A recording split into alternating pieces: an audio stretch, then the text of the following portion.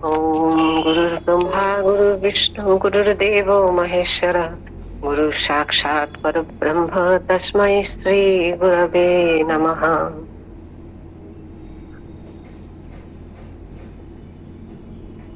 2023 একটি বিশেষ বছর আমার কাছে।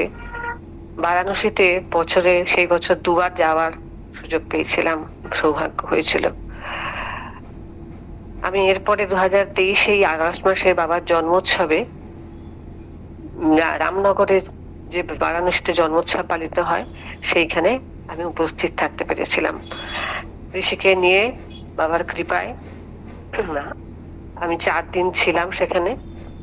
তো আপনারা জানেন সেদিনকে রামনগরে তো শরীর বাবার একটু খারাপ ছিল, একটু জ্বর ছিল, প্রেশার কম বেশি হচ্ছিল। তো বাবা তো রামনগরেই ছিলেন, আমি ছিলাম গোবিন্দনগরে একটি ঘর ভাড়া করে।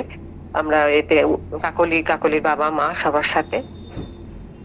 তো বাবা সেই সময় সবসময় তো নিজের উৎসব প্রাঙ্গণে ছিলেন না, আর উৎসব ছিল 3 দিন। আমাদের অনেক আনন্দ, সেবা প্রসাদ পাই, খুবই ভালো হলো। এবং 7 তারিখেও 7ই আগস্ট দান যজ্ঞ হয়েছিল, ওখানে মায়েদের সব পরিবেশন করে খাওয়ানো হয়েছিল যতদূর মনে পড়ছে, এবং কাপড় দেয়া হয়েছিল। তো আমিও তাতে অংশ নিয়েছিলাম।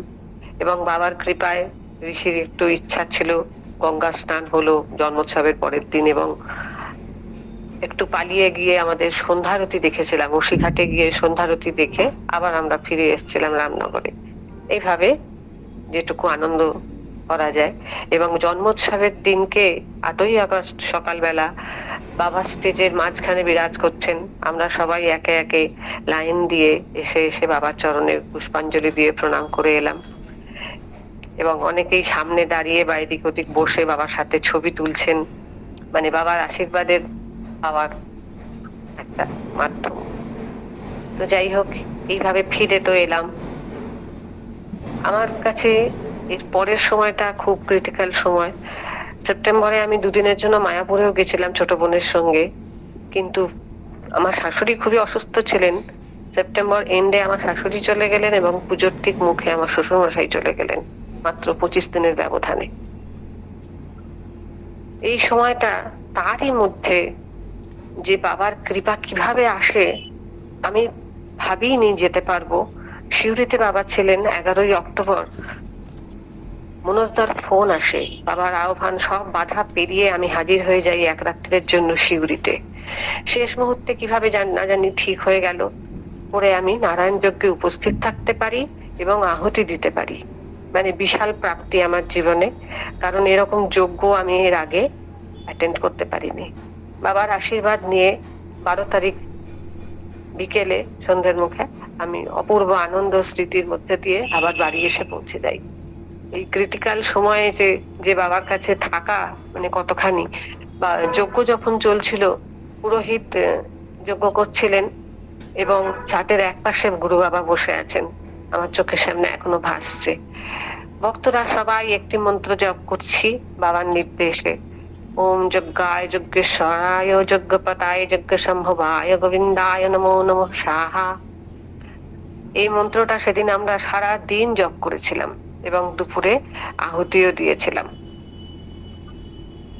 তো তারপরের অনুষ্ঠান বলতে গেলে আমি গড়বেতায় শ্বশুরমশাই চলে গেলেন, তারপরেও গড়বেতা পৌঁছে গেলাম আমি। দান যজ্ঞ ছিল, বাবা উপস্থিত ছিলেন। মাঝখানে 27শে অক্টোবর লেখা রয়েছে কালিন্দিও গেছিলাম, বাবা এসেছিলেন, দর্শন পেয়েছিলাম। আর গড়বেতায় ছিল উৎসব যতদূর মনে পড়ছে 5, 6, 7, 8 নভেম্বর। বিশাল গ্রামের মানুষ, বুঝতেই পারছে, নারায়ণ সেবা এবং দান যজ্ঞ। টানা ওখানে কদিন থাকতে পারি, এবং ওখানে বাবার মুখে একটি কথা শুনি। আমার এই সময়টা পুরো লেখা নেই বা ছবি বা ভিডিও গুলো, মানে আমি আর খুঁজে পেলাম না কিছু। তো যাই, বাবা যেটুকু বলান, বাবা রাধা মাধব মন্দিরের সামনে রোয়াকে বসে পড়েছিলেন, ভক্তদের দর্শন দেন তিনি। এত ভিড়, মায়েরা এত সবাই এসে ভিড় করেছে, তাদের সামলানো খুব কঠিন হয়ে পড়েছে। তো বাবা ওখানেই সবাইকে দর্শন দিচ্ছেন, এবং সবাই বাবাকে প্রণাম করছে। তো আমরা চারদিক থেকে ঘিরে রয়েছিলাম এবং নারায়ণ বন্দনা করছিলাম। বাবা সেই দিন বলেন, সেবা করতেই হবে। এই কথাটা আমার কানের মধ্যে এখনো বাজছে। ভক্তদের বলছেন যে সেবা হচ্ছে সাধনার প্রথম সোপান। আমাদের গীতাতেও যেমন প্রথমে কর্মযোগের কথা বলা হয়েছে। তো যাই হোক, আমরা যতদূর মনে হচ্ছে 9, 10, 11, 12 পুরী উৎসব ছিল। দিদিদের সঙ্গে, পুরুষোত্তম দা দিদির সাথে আমি ওখান থেকেই ট্রেনে পুরী যাত্রা করি এবং পুরীর দানে অংশগ্রহণ করি। খুবই আনন্দ হয়। আমি সেদিনকে সেবারে ঝিমলি দিদির কাছেই পাশের একটা হোটেলে ছিলাম, কাছাকাছি বাড়ির। বাবা ছিলেন ঝিমলি দিদির বাড়িতে এবং ওখান থেকে আমরা কিছু এদিক ওদিক টোটা গোপীনাথ মন্দির দর্শনও করি। চৈতন্য গম্ভীরা, চৈতন্য মহাপ্রভুর যে গম্ভীরা, ওইরকম কয়েকটি জায়গা। তো যাই হোক, আনন্দ উৎসবে করে আমরা আবার ফিরে আসি।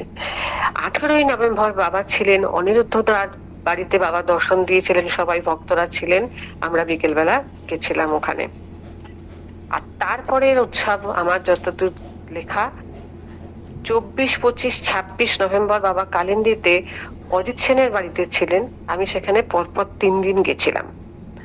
এখানে একটি ঘটনা কি হয়েছিল, বাবার আশীর্বাদ কিভাবে মানে আমি কুড়িয়ে নেয়ার মতোই বাবার কাছে বিশাল আগস্ট মাসে, শ্রাবণ মাসে ফেরার সময় আমি বারাণসী থেকে ছোট একটি ছাই রঙের শিবলিঙ্গ এনেছিলাম। সেই শিব ঠাকুরকে নিয়ে ঘরে এসে পৌঁছেছিলাম।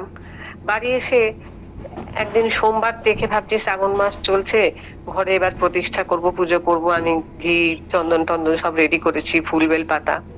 কিন্তু কি জানি পুজো করার সময় মন তখন বলল, আমি কি করে পুজো, বাবা পুজো করে দিলে, বাবার হাত দিয়ে পুজোটা হলে, বাবা যদি মন্ত্র পড়ে দিতেন, একবার তো বাবার সামনে নিয়ে গিয়ে দর্শনও করাইনি। যেদিনকে আমি কিনেছিলাম রামনগরে ওপরের ঘরে গিয়ে বাবার সামনে বসেছিলাম, খানিকক্ষণ প্রণাম করেছিলাম বাবাকে, ছিলাম 1 ঘন্টা মতো বসে, বেরিয়ে এলাম। কিন্তু শিব ঠাকুরকে নিয়ে গিয়ে যে বাবা আমি নিয়েছি এখান থেকে, তুমি একবার ছুঁয়ে দাও, সেটা আমার খুব ভুল হয়ে গেছিল। তো বাড়িতে এসে যখন আমার মন করলো, আমি তখন ভাবলাম তাহলে একটু অপেক্ষাই করি, কি করব। এবার সেই অপেক্ষাটা আমার গেল গিয়ে নভেম্বর মাসের 25 তারিখে। 24, 25, 26 3 দিন গেছিলাম। তো বাবার সামনে গিয়ে আমি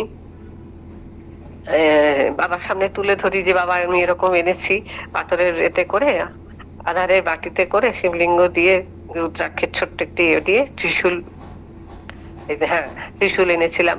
তো যাই হোক, তো বাবা তখন মন্ত্র পড়ে পুজো করে দেন। একটি এই মন্ত্রটা বইতেই নেই, পঞ্চানন শিবের মন্ত্র টাইপের একটা বাবা পাঠ করেন এবং ভিডিও আছে আমার কাছে খানিকটা। তো বাবা মন্ত্র বলেন, ওই পঞ্চ ব্রহ্ম মন্ত্র আছে একটা, আপনারা জানেন না, সদ্য জাত, বামদেব, অঘোর, তৎপুরুষ, ঈশান, এই 5টা যে রূপ।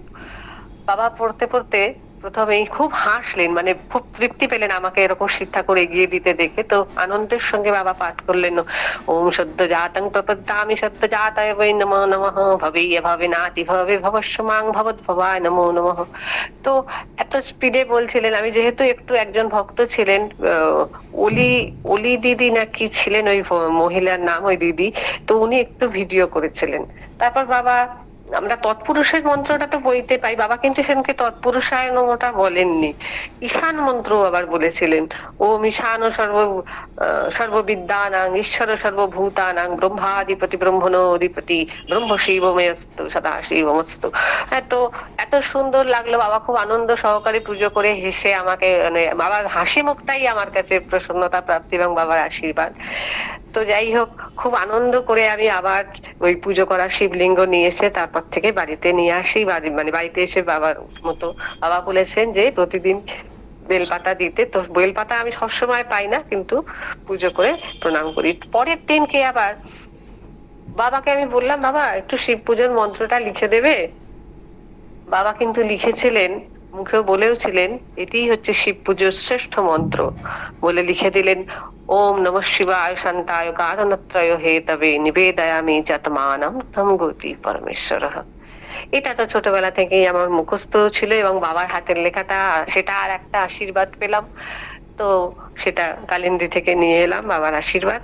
এইভাবে কি বলবো, আমরা তো সবাই জানি বাবাই স্বয়ং শিব, বাবাই আদি যোগী, আহ, এবং তিনি সর্বোচ্চ জ্ঞানদাতা। এইটুকুই আমি বুঝি, যেটুকু মানে পরম চৈতন্য স্বরূপ। এখন বাবাকে অনুসরণ করাটাই আমাদের উচিত, গুরু বাবাকে ভালোবেসে শ্রদ্ধার সঙ্গে যে যাত্রা করা উচিত বাবার চরণের প্রতি। এই সেই আন্তরিক যাত্রাটা যতখানি করতে পারি, ততটুকুই আপনারা আশীর্বাদ করবেন, স্মরণ মনন করে জীবনে যেন গুরুদেবের আজ্ঞা, গুরুদেবের কৃপা প্রতিফলন হয়। আর কি বলবো, প্রণাম সবাইকে, জয় গুরু। আজকে এই পর্যন্তই বললাম।